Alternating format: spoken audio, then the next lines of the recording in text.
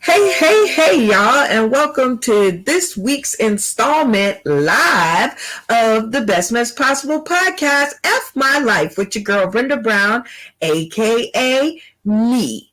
All right, Sundays at 10 a.m.-ish Pacific Standard Time, 1 p.m.-ish Eastern Standard Time for all of you East Coasters out there. Man, thank you guys for joining us to focus in on the biggest and best mess possibles of the week. Today is a very special day here in Las Vegas, Nevada. It is October 1st, which we call it October 1, which is like the sad name for it. And this is where terror was unleashed upon Las Vegas. So anyone who is live and on the air and lives in Las Vegas, Nevada, will be paying homage to this situation. We're just going to do it in a funnier way because I have no more tears to cry. It is time that we add the funny back to this day for all those birthday boys and girls out there who probably want to enjoy their day and the fact that they are on this planet. So it is going to be a good one, you guys. I must let you know this is a live show and it is rated R, rated blue comedy. So you guys are going to want to kind of, grab some earphones or shuffle the kids out of the room. Hopefully they're at church or at some kind of day camp or something, because this one isn't for them. Just trying to stall as long as I can because it is a Sunday morning. It's easy to join us on Roku. You simply access your Roku device. You download the UBSN TV app. You search Sauce in the City and you will see this very picture, the one that's on your screen right now, right? Look, when I change it like this, you're going to see this. 5 seconds after I said it, watch, boom, pow, there is the magic. Again, people, this is a live show, so no take-backs, no edits, no do-overs, and we just have to hope for the best. Man, have we got an awesome-tastic show for you today. Ooh, we got some spooky in the house. It's October 1st.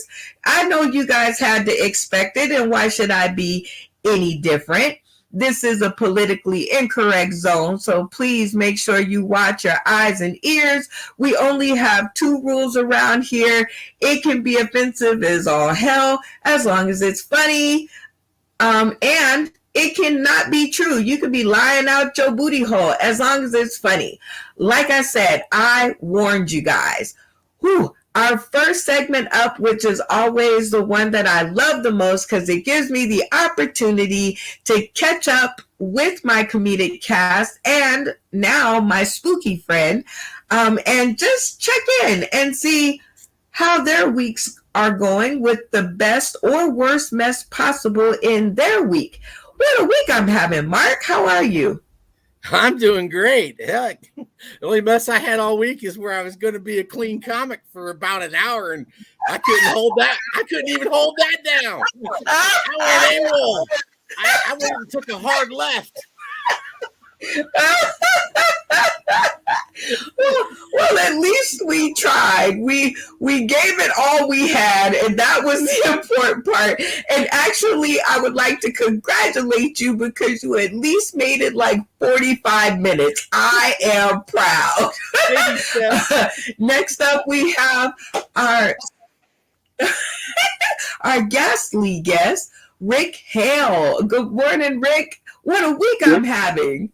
Good morning, Brenda and Mark. Thanks, guys, for having me on. This is awesome. This is actually the first non-paranormal show that I've ever done. So, this is a kind of nice change of pace because typically I'm used to dealing with nerds like myself. So, this is great. Well, welcome to our platform. Here are big, warm internet hugs. And because the people tuning in today, tomorrow, and beyond. I know, right? This is their first time seeing you over on our platform. So tell us a little bit more about Rick Hale. Well, it's like I said when we were off air, it's funny because this is the time of the year that shows like yourself, you dig up nerds like myself, the spooky people, the paranormal investigators, the weirdos, the freaks, the geeks, the spazzes, whatever. You put them on your show and you want to hear scary stories. So, my story actually started a really long time ago, why I'm into this kind of thing, and happened all the way back in September of 1982. So I'm going on my 41st year of being involved in paranormal land, as I like to call it, by the way, that is copyrighted by me. And so when I was 8 years old, I was spending the weekend with my grandparents, and my parents were going through this really awful divorce at the time.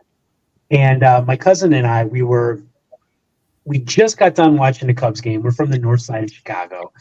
And, everybody knew that my grandparents' house was a little bit on the strange side. Like you would hear footsteps when there was nobody around, or you would hear a woman talking when nobody was around. Several of my cousins had weird experiences in the house. And, but as far as I know, my grandmother and I are the only two people who have ever actually seen the ghost of Mrs. McNett. So what happened is, it was like my cousin and I, we just got done watching the Cubs game. Of course, they lost. And my cousin fell asleep. I had to get up because I had to take the piss of my life, right? So it was like, I don't know if you guys are real familiar with these old buildings in Chicago, but you have the front room right down over here.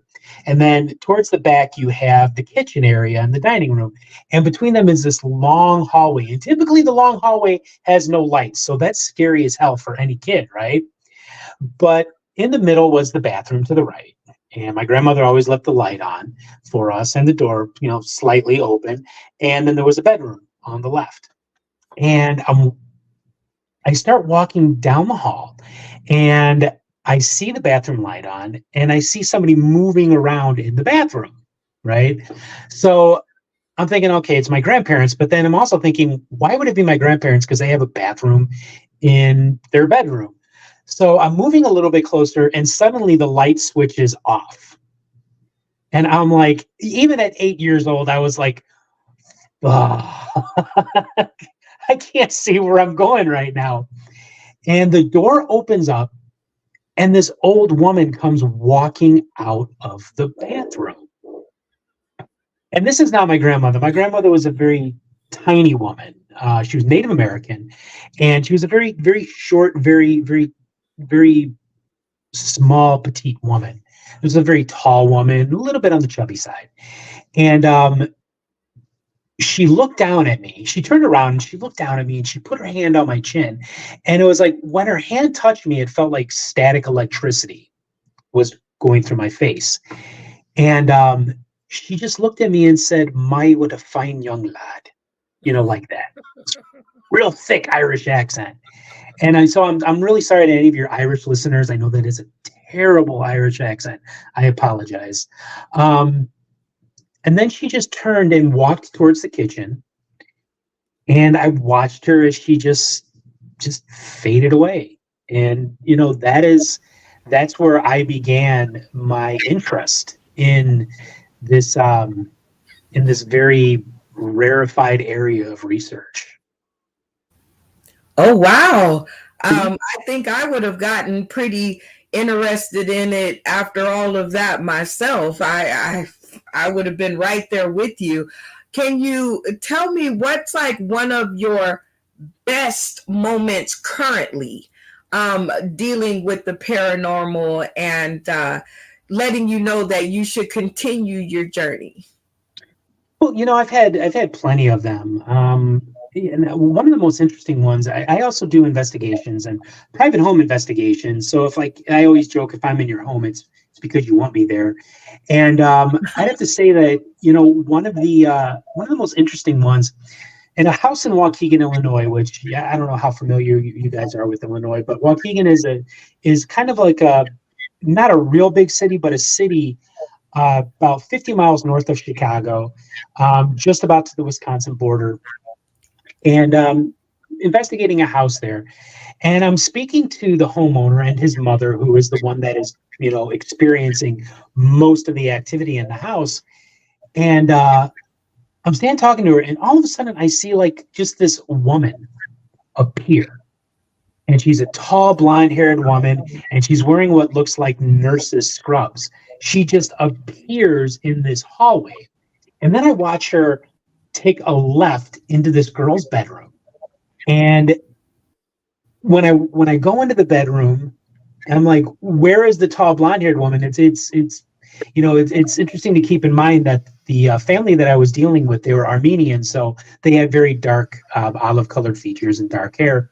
So it was the daughter of the homeowner and her friend who was African American. No, there's no place in this room for tall blonde-haired woman wearing nursing scrubs. So I mean, that was like one of those. That's the first time that I had seen on a full-on apparition since I was a little kid. So it's things like that that keep my interest and keep me going. Wow. I mean, that definitely would keep me going too. Just to know that what I'm experiencing or feeling, that there's a world out there to which I belong, and everybody else is doing the same thing. So welcome to the stream and welcome to the show. I have been busy back here as you've been telling your story to pull up a little clip that you actually sent me that will maybe help to explain everything. And this is in our next segment, which is Music and Media Wars. And that's why we put the and media on it, just to make sure that we could include things like this, because I'm sure after you see this the same way that I seen it, I'm sure you're going to have questions too. So if you guys will grab your popcorn and chill out and check in and all of that other good stuff, let me show you what prompted me to reach out to our guest, our ghastly guest, and snatch him up for our own show, because it's October 1, y'all. Here we go. So would you like to tell the folks sitting comfortably in their home while I'm sitting uncomfortably here with you what the show's about?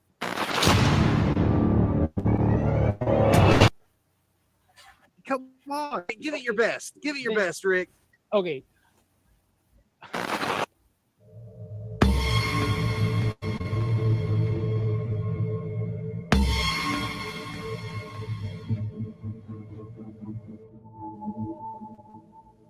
On this episode of Shadow Initiative Paranormal TV,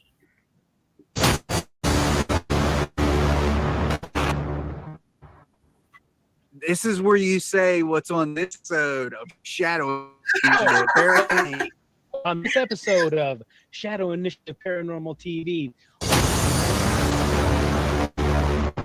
they're going to see really awesome paranormal evidence that they can't see anywhere else.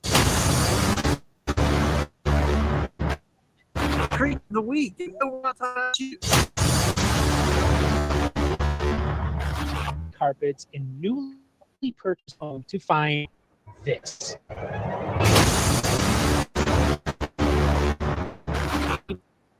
This is a paranormal TV show producer's wet dream.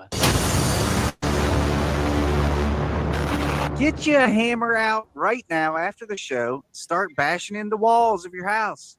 Mm-hmm. You know, just the other week we were talking about a dude who found a doll in the wall. That came with a note that said, "This little mother is gonna kill you." I'm looking for those damn just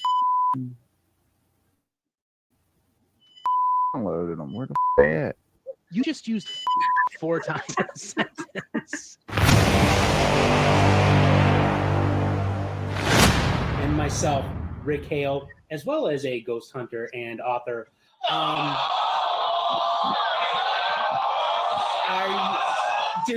you serious?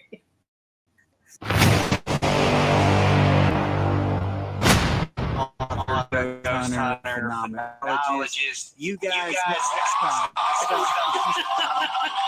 Guys, bring it down. Come on. Go back. Okay. God knows. Jeez. Hold on, Rick. Thank you. After the show. You're foolish. I can see. I live like 1,200 miles away from you, and I can go all the way outside of Chicago. We've got the results of our lie detector test with Zach Baggins, and to the question of, is your Dybbuk box really haunted? Zach Baggins answered yes. The results of the lie detector test, that was a lie. You know, because people don't like the truth. And all of a sudden, when you give them the truth, when you tell them their little precious paranormal show is fake, all of a sudden I hear that all the time. I know you do, and a lot of times from me. See, what does that say? Rick is sexy? It says Rick sucks. He had his hands around her and killed her.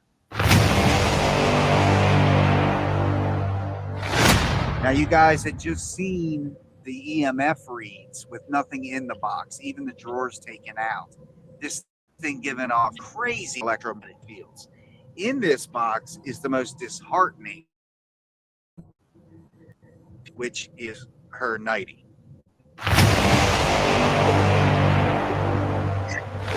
There's no denying it. You see the box. I have the little girl's gown laid out, and you see this manifestation of this child come up out of this box. Kind of like the punk rockers of the paranormal world, man. We are para-tainment. So it's sort of like your third grade classroom, but not quite as mature.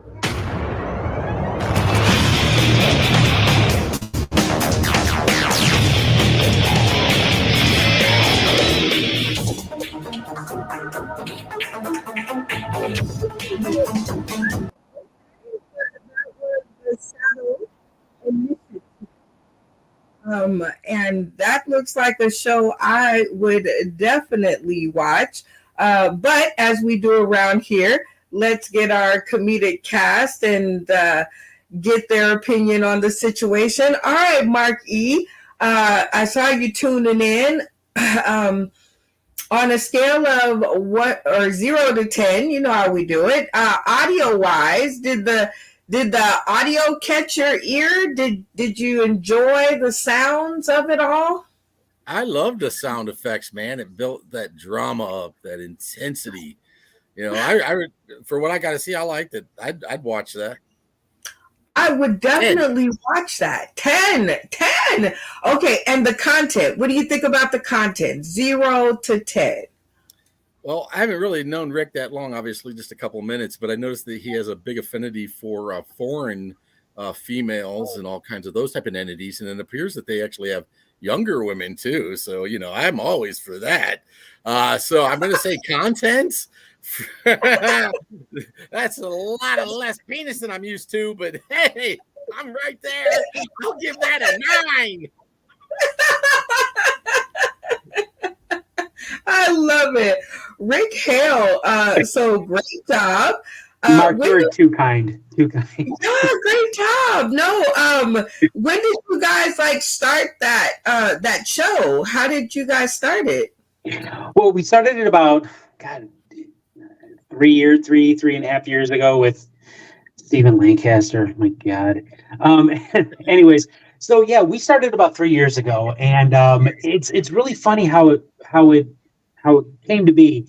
He wanted to start, a new kind of podcast, something that was a little bit more lighthearted and a lot more fun than what is already out there. Because hey, I like the nightlife and I like to boogie too, but it's like everything has just become so dark and weird. And so we wanted to do something different. So he came to me one day, and I've known Steven for probably 15 years. I used to co-host one of the very first paranormal podcasts, Paranormal Underground Radio, back in the early 2000s. And he came to me one day. He's like, I have gone to half a dozen other people, and I always come back to you because I can't find anything wrong with you. And it's like, yeah, because it's like, I'm just not, I don't give a shit. You know what I'm saying? It's like, if all of this went away tomorrow, I'm just going to go back to living life and like everything is cool, you know? And it's like, you get a lot of people, they get really, really invested. It's not that I'm not invested. It's just, this is what I do, this show and the stuff that I write, the 4 books that I've written. For me, it's fun. It's an outlet to, you know, get myself out there and get a lot of this other kind of stuff out there. So yeah, you know, I mean, working with Stephen Lancaster, he's the one that does all the production side of everything. He's fucking brilliant. And it's been a lot of fun doing this show. And you know, we started out on YouTube, and of course it was on you know, various podcast providing services. But just a few months ago, we signed with Scareplex, which is a new horror streaming service, and you know, it's been really great. The show had a really great reception. A lot of people are tuning in, and you know, working with the guys from Scareplex, Ash Hamilton and Ricky Farrell, both really good guys, and they really do care about the creatives and the content creators. So it's a real privilege to be working with them and to work with Steven as well. He's a good friend. You know what? I could only be so lucky. So shout out to Katash and the gang who gave us our intro on Roku and our little key where we could just turn it and live stream ourselves until we get sick of live streaming. But shout out to say their names again one more time. Scareplex, and the guys who run that, their names are Ash Hamilton and Ricky Farrell, both brilliant filmmakers. If you get a chance, check out Ash's movie. It's called Holes in the Sky, the Sean Miller story.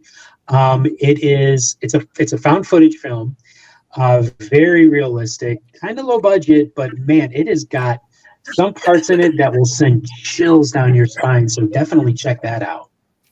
I love you. He said low budget, but it's very cool. But it's got some scary shit involved. Is that bubblegum and paper clips is how we do it. Rolling on to our next segment, which is the getting to know you portion of the show. We've gotten to know him his way. Now we're going to get to know him our way by asking some really crazy questions and seeing what kind of spooky answers we can dig out of today's guest. And this is a dark, so I don't even know what questions I'm on. How about this? Early mess around. Give me a something your parents used to say that didn't make sense until you got grown. I am not responsible for the English on this meme. Rick Hale, what is something your parents used to say that didn't make sense until now? You know, my relationship with my parents is extraordinarily complicated, but I will say something that my mom used to say to me all the time, and she probably still thinks, although I haven't spoken to her in years. I used to love when she would tell me that I was of the devil. I used to love that because it's like, you know, the music I would listen to, the kind of things that I'm into. And it's like my mom was like really super conservative evangelical Christian. And I tried, I really did. Didn't quite take, but yeah, my mom used to tell me all the time that I was of the devil. But you know what? I will accept that. I'm good with that. Moving on. I love someone who can lean into his flaws. I love it. You're going to fit in fine around here, Rick. Mark E., something your mom used to say or one of your parents used to say that didn't make sense until now. My stepfather used to scream all the time, "You boys are frosting my ass." Frosting my ass. Frosting my ass. God damn it. Love it. Get over here.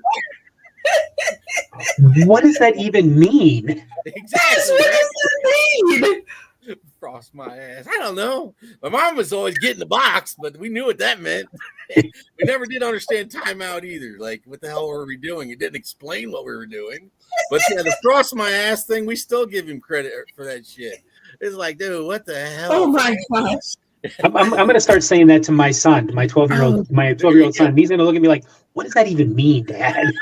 I think that's what he did. He just confused us so much. We're like, and then we just immediately stopped what we were doing. Like, I don't know. Apparently his ass is a little cold. I guess. I don't know. Fuck. Well, my ass is cold. The rest of me is cold. So yeah. Just frost my ass.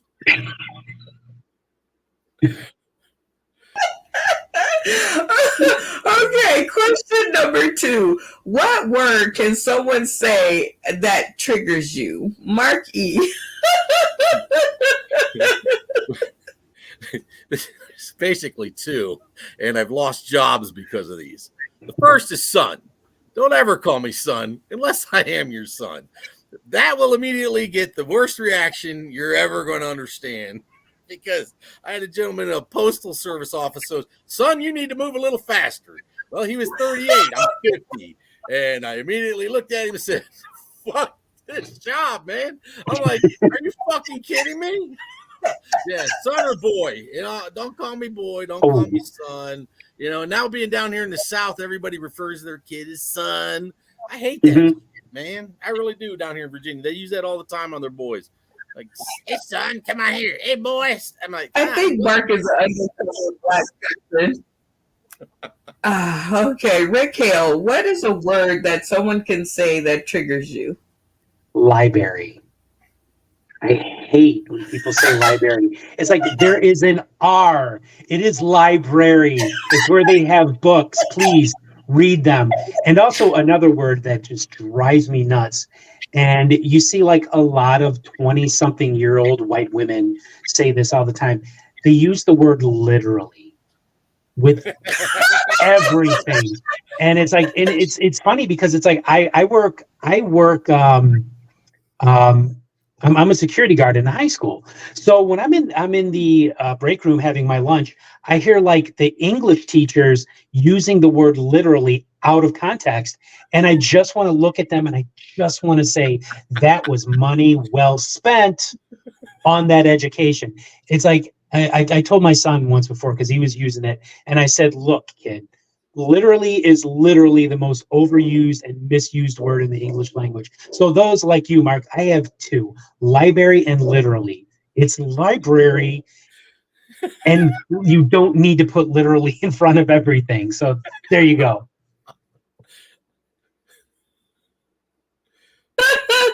Oh, okay. Oh man. Yes, those are 2 I am with you on, Rick. Library. Library. And there's books there. Literally is one of my like favorite words other than like. Okay, so I'm sorry. Oh my god, I feel like I've like offended the host. I'm in deep shit now. No. I think both like and literally can go take a leap off of the edge of the cliff, and because the English language would be better without either of them. All right. Question. I'm about to become a road comic. Can you tell me 3 things a traveling comedian should always have? Now, Rick, I am really interested in your point of view simply because you're not a comedian. So neither am I. But I'm about to go on the road to become one. So tell me the 2 things you think I should take. Well, I like prop comics. I always thought prop comics were really funny. So first thing I'm going to go with are dildos.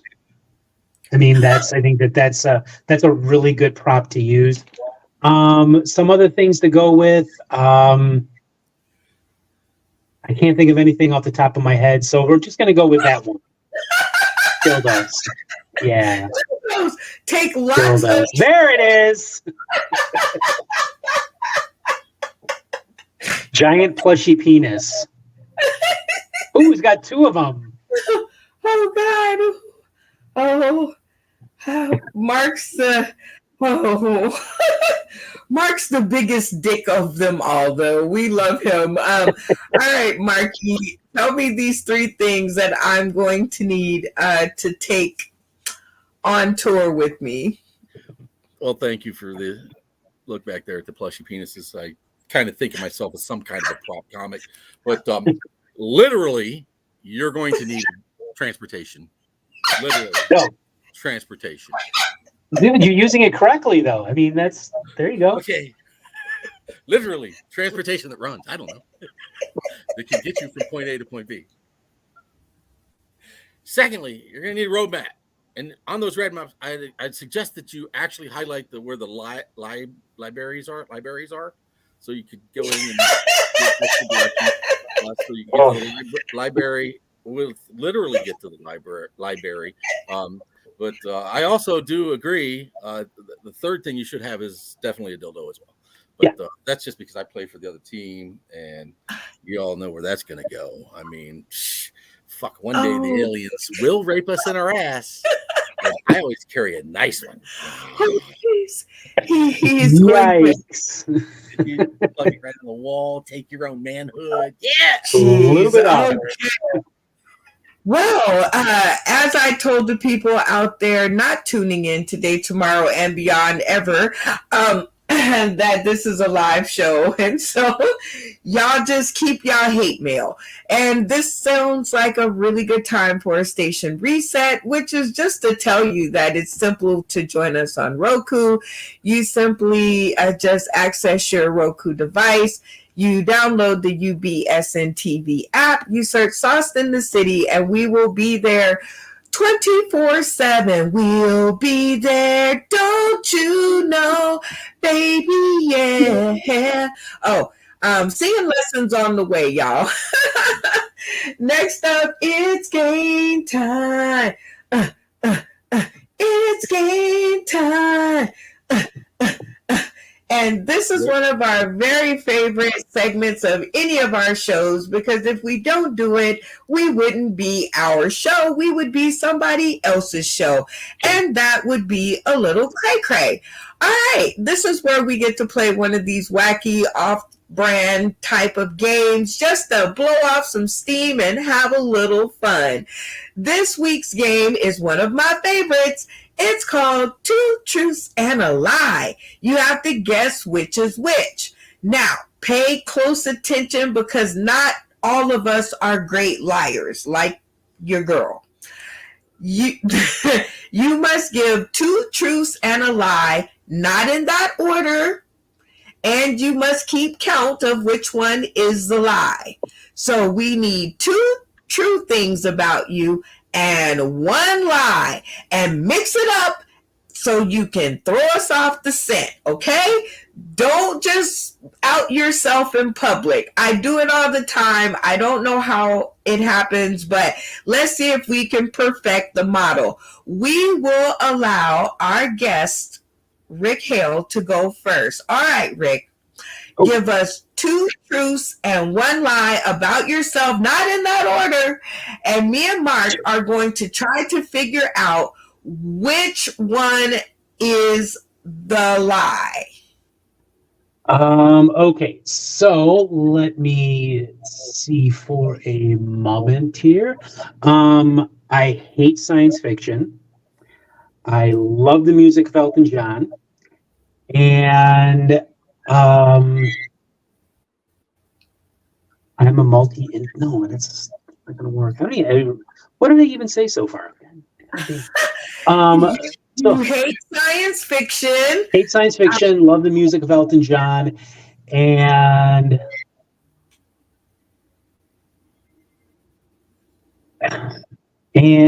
I love peanut butter and banana sandwiches. I believe the peanut butter and banana sandwiches, because it took him a long time to figure that out. Yep. But Mark, I'm going to give you 3 minutes to investigate him. So when I come back, we should know which one is the lie. Okay, Mark, are you ready? Sure. Investigation on. Rick Hale. Rick, Yes. you strike me as someone that probably does like the science fiction because you've mentioned several times that you're a nerd, and I know Yes. most of my nerdy friends enjoy science fiction. Would that be correct? This is true. So you do like science fiction. I get that. That's okay. That's not a nerdy thing, actually. A lot of those science fiction movies are telling us telling us what's getting ready to happen. As you watch, art imitates life. Sometimes art is what is coming in life. That's just them secretly sneaking things in on us. Just imagine aliens, right? When the aliens get here, you're not going to be as shocked as you believe that you may be because they've been slowly feeding it to us in all the movies. So I think it's a good thing. Is a conspiracy theory. It could be. Yes, it could be. But you know what? I would rather be ready and prepared than unprepared. Because you know what's going to happen to all those unprepared people? As soon as the probing begins, they're going to be screaming because that'd be their first penetration in the backside. I really believe if you've not started the penetration process on your backside, you really should start soon. Second, peanut butter and banana sandwiches. Isn't that an Elvis thing? You don't strike me so much as an Elvis guy. Oh, I am not an Elvis guy. But you know what? It was I still say it was the only good thing that my real dad ever taught me how to do was to make a banana and peanut butter sandwich. You know, you mush the bananas up and then you mix the peanut butter in and then spread it on a sandwich. Yeah. It's delicious. It is delicious. So you would have got me because I was going to go with that as being what was going to be the lie. So you really don't like Elton John music? No, wait a minute. No, saying I don't like science fiction. That was the lie. Oh, but yes, I do like a few songs by Elton John, like the old stuff. You know, I like one of my favorite songs by him is "I'm Still Standing" because I really dig the honesty of that music, of that song. You know, stuff from like "Goodbye Yellow Brick Road," great album. I have it on vinyl, and so yeah, I like Elton John's music, like the old stuff from the '70s and early '80s. Right. So that's actually good because see, a lot of people in today's world judge everybody. You know, I remember back in our day, because we probably have similar ages. Do you remember Scarlet Letter, where we were meant not to judge people, not to mark them and all that, and yet we've turned the circle and we're doing that just again today. Again, history repeating itself, correct? Sure. So sooner or later, you know, I think the whole thing's just going to come full circle again. So as the investigation goes, the obviously truth is the fact that you do like the whatever the hell I was talking about. The peanut butter and banana sandwiches. Yeah. Those are good, yes. Hey, that one is true. Did you figure out what the lie was, Mark? That was the game. The first was the science fiction. Science fiction movies, yes. Said I hate science fiction. He loves them. A lie. I should never leave Mark by himself to do anything. Rick Hale, thank you for being such a wonderful guest, and now you get to be on the other side of the coin. And Mark here is going to tell you 2 truths and a lie about Mark E. Let's go. Go for Mark it. E. Yep, here we go. Number 1, I love peanut butter whiskey. Number 2, I hate cock. Number 3, I won the lottery. Very easy. The lottery is the lie. Negative, I did win the lottery. What? For real? Well, it's only $50. It didn't go too far. Oh, but I did win. It's a win. So, what were the other 2? I'm sorry. Come again? I don't like cock, or I love peanut butter whiskey. Okay, so I'm gonna say you do like cock. I do. You found the lie. Gotcha. Ever since I found cock flavored soup, I found myself completely desiring cock all the time. I cannot get enough of this shit. I'm telling you, cock flavored soup opened me up to a whole new world. I can't even tell you. A lot of people are like, well, what does it taste like? And I'm like, well, it tastes like chicken, but by God, it's cock, man. You think that it's one little tiny prop, but I bought a case of these sons of bitches. That's how much cock I like, man. I cannot get enough in a day. That's a lot of cock. Okay. That's a lot of cock, man. I'm telling you. So, why do you love some cock? Oh, my gosh. Oh. Oh gosh. Well, I guess Rick, I guess you have figured out which one was the lie. Yes. But banana whiskey, I've never heard of banana whiskey before. Peanut butter. Oh, peanut butter whiskey. I've got to give that a try now. You learn things around here that you never, ever, ever, ever in a million years thought would happen. And it's a good thing too, because after we get finished fucking shit up, this is a part that we love to do, which is sending out virtual hugs out to the people in the world that need them, right?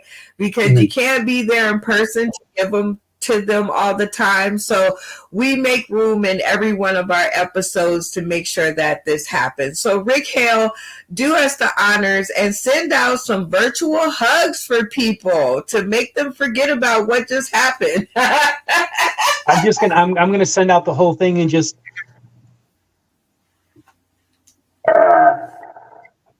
hug. So nice. It's so nice. We send you virtual hugs right back, Rick Hale. Thank you. Send out some virtual hugs. I always start with Brenda for giving me this platform to speak. Thank you so much. And for Katesh and UBSN for actually still keeping us on. Rick Hale was a great guest today. I appreciate it. For those that are all making peanut butter whiskey, keep doing it because I can't get enough of this stuff, man. Woo, doggy. This is better than my moonshine I got there, but this shit'll burn you. This stuff tastes good. So all good. Also, I'd love to tell all the Indian Nation out there, thank you for continuing to send me white sage to warn off all the evil spirits. If you don't know about white sage and you don't know about the paranormal, check out Rick Hale and his super awesome podcast. He'll teach you about the unknown, and the Indians will help you ward them off. Oh my gosh. I can't see. That's what I was talking about earlier, Mark. You are like a hodgepodge of things that I never know about until I bring a guest on the show. And then you like break out like Inspector Gadget. You're like, oh, I got this. And oh, what about this? And it doesn't matter the guest. Black, white, polka dot, green. Lots of cock. Oh my gosh. Rick Hale, now we have you here. I am curious about that. Is Mark telling the truth? The white sage, does it ward off the spirits? Well, I was part of a big group a few years back, and we did use it in a number of investigations, and it appeared to work. I think it's just one of those, you have to put your intention or your faith into it in order for it to work. But when it comes to there are a lot of Native American beliefs that sage does cleanse energy. But yeah, I would say that there is some truth to that, sure. I love it. I got so many questions. Like another one of my questions, Rick, is tell us who made the closest movie in, people who make movies about the paranormal and spirits. Mm-hmm. Whose movie came the closest, in your opinion, because you've been here? So whose movie came the closest to depicting it? I would have to say it is a classic movie from the 1940s, from 1941, called The Uninvited. And it's my favorite movie because it doesn't go in for big scares. There's a lot of subtlety that's involved, and it really does, depict quite well the interaction between the living and the dead in this house. So if you ever get a chance to see it, it's a classic film. It's called The Uninvited. I believe it came out in 1941. The next one that I really like is The Changeling with George C. Scott. That is one where I think that it puts a lot more of psychic elements into it and psychic research rather than going in for again, the big scares. I don't like the big scares. I don't like gore or that kind of thing, unless it's like a vampire movie. But yeah, definitely The Uninvited and The Changeling, two really great movies that really do depict a haunting very well. Ooh, I love it. I might go back and actually watch that. I'm not real big on scary movies, but I am becoming more curious. Now, Rick, I want you to set your paranormal sights on this house, and I want you to tell me the feel that you get through the stream. Would there be somebody? Do you think you could see if there's something living in that their house? Well, I mean, I'm not psychic, so that's kind of hard for me You to. feel the paranormal, like how? Okay, then that is a better question. How do you normally come about finding the paranormal? How do you? Well, I do work with people occasionally who are, gifted with psychic ability, but otherwise, mine just comes from investigating, taking electronic voice phenomenon or temperature readings, that kind of thing. But I really do believe that even an unpsychic person can see and experience ghosts. All right, really? Yeah, I mean, absolutely. It's you don't have to have any kind of special ability in order to see or experience that kind of thing. Yeah, but I mean, when I look at that picture, I just see the reflection of a woman standing in the doorway. Oh, see, you debunked our theory. I'm already telling you. Oh, but you did fill me in and you taught me the difference between paranormal and psychic. See, we learned stuff around here. Wouldn't have known that. Mark E., you're into the alien experience. What movie do you think depicts it the best in your head, do you think? Yeah, Paul. You got to see the movie Paul.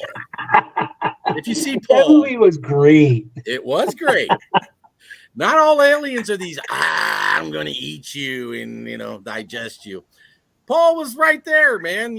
Or probe you. Yeah, they're going to help. They're helping us, man. There's no way we could just do this on our own. Look around you. You think we created this out of rocks because we're so, I guess, geniuses? No, we had help. Look, the Incas wrote the little guys with the big heads, and the Egyptians did it. We weren't here alone. I really believe we were a crop. They planted us here, coming back to eat us later, but we decided to pollute ourselves so much that they don't even want to eat us anymore. They don't even know how the hell they're going to eat us. So they're going to have to come back and see if we can help them out. Now, as far as gore, if you like the unnatural, I love gore, man. If this happened to you, your spirit's going to be just a little bit pissed off and you might stay around. Oh, yeah, I'm going to stay around and haunt the shit out of somebody if that happens. Exactly. Like, that's what I'm going to do to my wife. Oh, my God. Michelle, well, I am glad that we are in the talking mood because we get to go on to front page. So that's what I heard, front page news. I hope my computer didn't go away. Come on, Betsy, we can do this. Okay. Betsy is like, that's it. Can y'all see that? I hope you can. If you can't, I'm going to just go on to the oh, thank you. See, everybody else can see it but me. Betsy is over here like, yeah, okay. Anyway, front page news. Now, here in Nevada, Las Vegas, a newspaper costs $4. Can y'all believe that? I got to pay $4 for you to wreck my nerves. Okay? I was like, really? I'm going to just take a picture.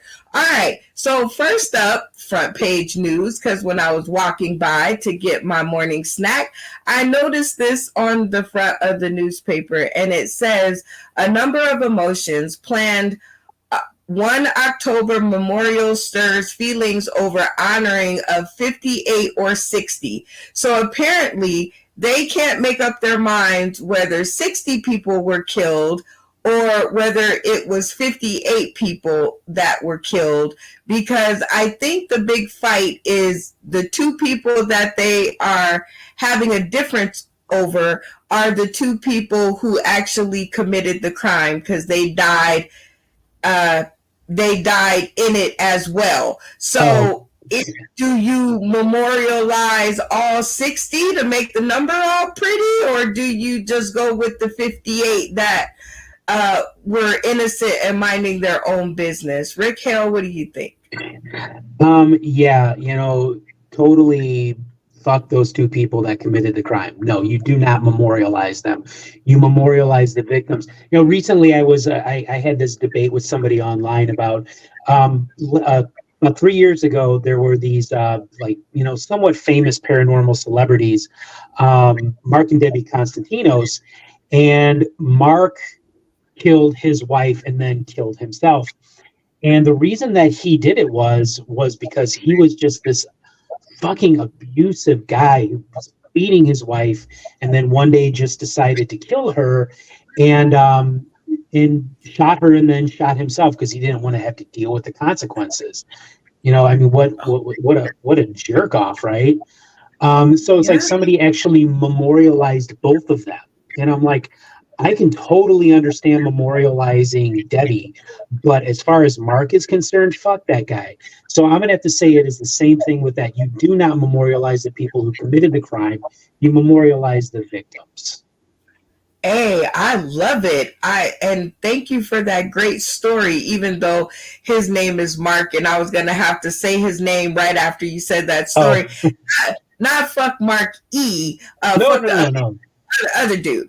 All right, Mark E, what do you think? Should everybody who died on that day be included in that number, or just the people who were the innocent people who were just bystanding? Well, first, let's go all the way back. Thank God you explained the 58 of the 60 for me, because in my head I was trying to think of the victims. I'm like, white. Were there two black victims? Were mostly dead. There were two black victims, and we're not going to honor the black victims. I was like, holy shit, what is wrong with us? Oh my God, listen, as a potential shooter, I would never seek people to honor me when I take everybody out. That's a known fact. I'm going to be infamous. I'm glad you're 1,500 miles away from me. Yeah, I know. My cock's scoop in Virginia. This is concealed. I don't even need to conceal that. I carry that to Walmart with me. Wait, I got a great idea. And because this is our last topic, and I gotta stretch a couple of minutes, but I am curious because we work to put humor back in this day, and I was so thrown off with this story. And yes, I said throwed off with this story that I wondered if they did honor the shooter, what would his or her acceptance speech be if they honored them? Mark, would you do me the honors of getting dark humor, blue comedy, and bad behavior with this, and give us a shout out to the Academy from the shooter? Because I'd like to see how this went. From a shooter standpoint, I would like to say job well done. You got 58. That's a high target count. I appreciate the fact that you put that much thought and process into a very high roost above a very well fucking populated concert crowd. That's amazing. Because, if we're going for numbers, screw the fuckers that walk through a grocery store and get 8. Man, you put such thought and process into this. You came with the good high-powered weapon. You came with the munition. You even tipped the bellboy to push it all up on a cart for you. That took some cojones. All right? Nobody would listen to you. You know what? They listen to you now. Well, no, we're dead now. But I appreciate the thought. I do appreciate the thought. Now, let's just give a shout out to future shooters. That's the mark, 58. Let's see if we can get it to 60 for real. Ouch. Like I said, wow. This is a live show. No take backs, no edits, no take twos, none of that. This is a politically incorrect zone. We deal in dark humor, blue comedy, and all that other stuff that would explain that, but also to bring humor back to October 1st. It was a horrible situation out here in Las Vegas, Nevada. And my condolences to all the families, but my celebrations to all the other families who were blessed with little ones on this day. So it wasn't all bad. A lot of bad, not all bad. And we are here to reclaim October 1 from the funny. This is your girl, Brenda Brown, aka the Chocolate Child. It has been a real hoot hanging out with you guys and our special ghoulish guest, Rick Hale. We found out some more about the paranormal experience, and my dumbass even now knows the difference between a psychic and a paranormal. Get that. Catch us next week on Saturday. Oh, no, not Saturday. Lord have mercy. The ghost done took over my brain. Join us next week on Sunday at 10 a.m.-ish for your next installment of the Best Possible podcast, where we will be celebrating all the best and worst, rolling of the eyeballs, messes of the week. And hopefully this podcast will be right up there in the top 3. We are out of here. We love y'all. We'll see y'all tonight at 6 p.m. Pacific Standard Time. Comedy Apocalypse, here we come.